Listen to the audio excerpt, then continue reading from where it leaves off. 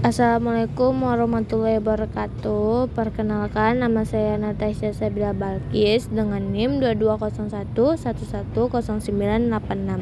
Saya berasal dari Ilmu Pemerintahan kelas B. Di sini saya bermata kuliah Pendidikan Kewarganegaraan dan dosen pengampu saya adalah Bapak Nurdiansyah MPD. Baiklah, materi saya tentang perbandingan demokrasi di Filipina dengan di Indonesia. Di sini saya akan menjelaskan tentang definisi demokrasi.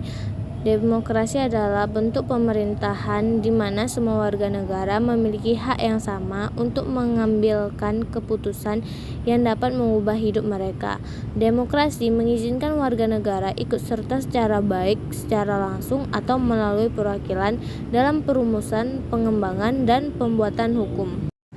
Filipina merupakan negara koloni barat yang mendapat kebebasan kembali pada tanggal 4 Juli 1946 setelah dijajah Spanyol selama 3 abad dan dimiliki oleh Amerika Serikat selama 50 tahun. Dan negara ini dilatih dalam pemerintah sendiri oleh Amerika Serikat. Demokrasi di Filipina tumbang pada tanggal 1971 ketika hukum darurat militer dicanangkan oleh Presiden Ferdinand Marcos yang tidak mau menerima pembatasan kekuasaan selama 2 kali masa jabatan. 15 tahun setelah pemberontakan damai pada tahun 1986, akhirnya Filipina berhasil menggulingkan Presiden Ferdinand Marcos. Filipina kembali memasuki masa demokrasi yang kedua kalinya. Negara Filipina menerapkan sistem demokrasi konstitusional ditandai oleh beberapa hal, yaitu kekuasaan pemerintah terbatas, negara hukum yang tunduk pada rule of law, dan tidak dapat bertindak sewenang-wenang terhadap warga negaranya. Negara Indonesia merupakan negara yang berbasis pada sistem demokrasi, sebagaimana telah disebutkan di dalam pasal 1 ayat 2 yang berbunyi, kedaulatan berada di tangan rakyat dan dilaksanakan menurut undang-undang. Sesuai dengan definisi dari demokrasi, kedaulatan sebuah negara berada di tangan rakyat dan dijalankan oleh rakyat untuk mensejahterakan rakyat.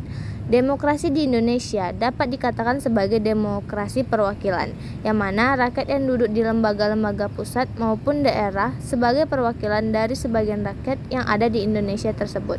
Demokrasi langsung diaplikasikan di Indonesia, seperti pelaksanaan pemilihan umum yang dilakukan secara langsung, transparan, dan tidak diwakilkan. Artinya, setiap rakyat Indonesia turut berpartisipasi langsung dalam pemilihan anggota-anggota yang akan mengisi jabatan di lembaga pusat maupun daerah sebagai perwakilan dari rakyat. Di dalam demokrasi secara langsung, kedaulatan rakyat diwujudkan ke dalam 3 cabang kekuasaan yang tercermin dalam Majelis Permusyawaratan Rakyat yang terdiri atas Dewan Perwakilan Rakyat dan Dewan Perwakilan Daerah sebagai pemegang kewenangan legislatif, Presiden dan Wakil Presiden sebagai pemegang kekuasaan eksekutif, dan Mahkamah Agung serta Mahkamah Konstitusi sebagai pelaksana kekuasaan yudikatif. Baiklah, sekian dari pemaparan materi yang saya sampaikan. Lebih dan kurang saya mohon maaf. Wabillahi taufiq wal hidayah. Wassalamualaikum warahmatullahi wabarakatuh.